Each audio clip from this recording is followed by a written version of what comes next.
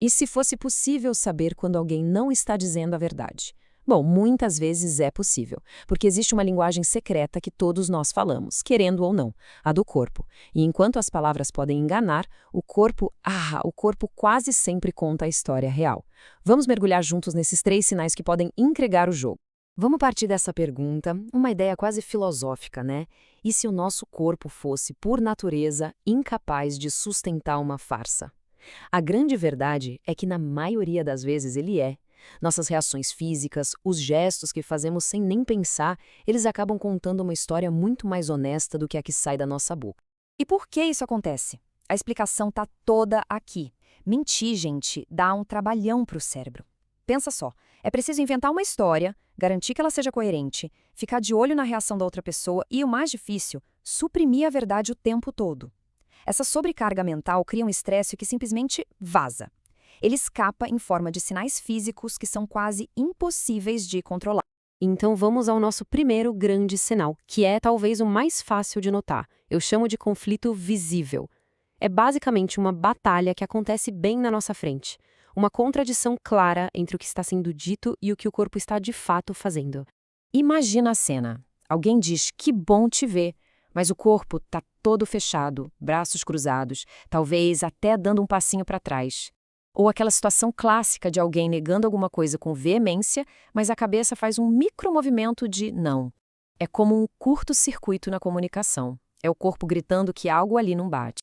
E dentro desse conflito tem algo realmente fascinante. As microexpressões. Pense nelas como pequenos vazamentos da emoção verdadeira. São flashes de raiva, de medo, de desprezo que aparecem no rosto por uma fração de segundo e desaparecem. Elas contradizem totalmente a máscara de calma que a pessoa tenta manter.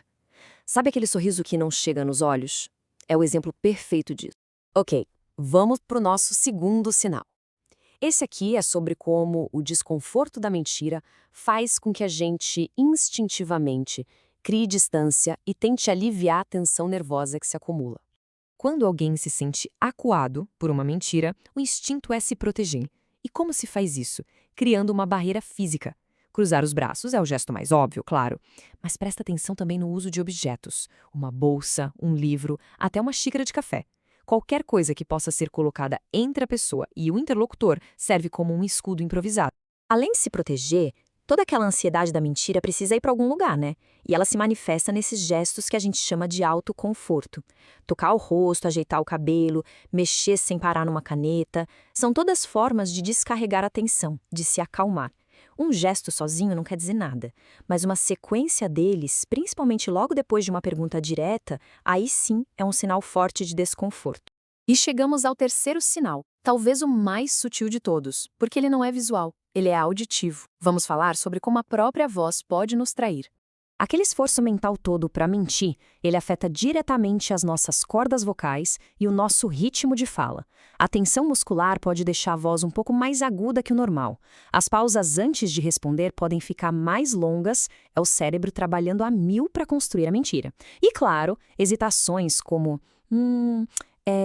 tendem a aparecer com mais frequência.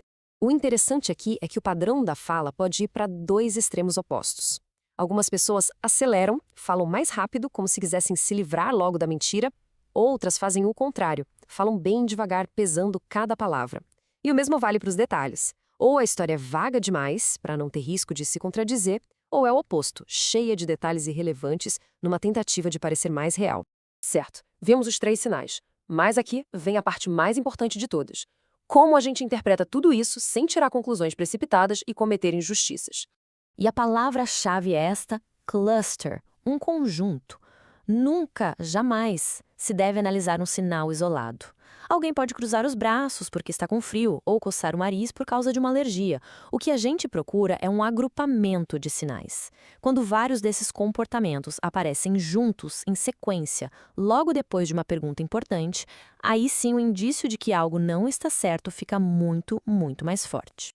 Entender a linguagem não verbal é uma habilidade, e como toda habilidade, ela melhora com a prática, com a observação atenta e consciente. Mas é fundamental usar esse conhecimento com muita sabedoria. O objetivo não é sair por aí acusando os outros, mas sim buscar uma compreensão mais profunda da comunicação humana como um todo.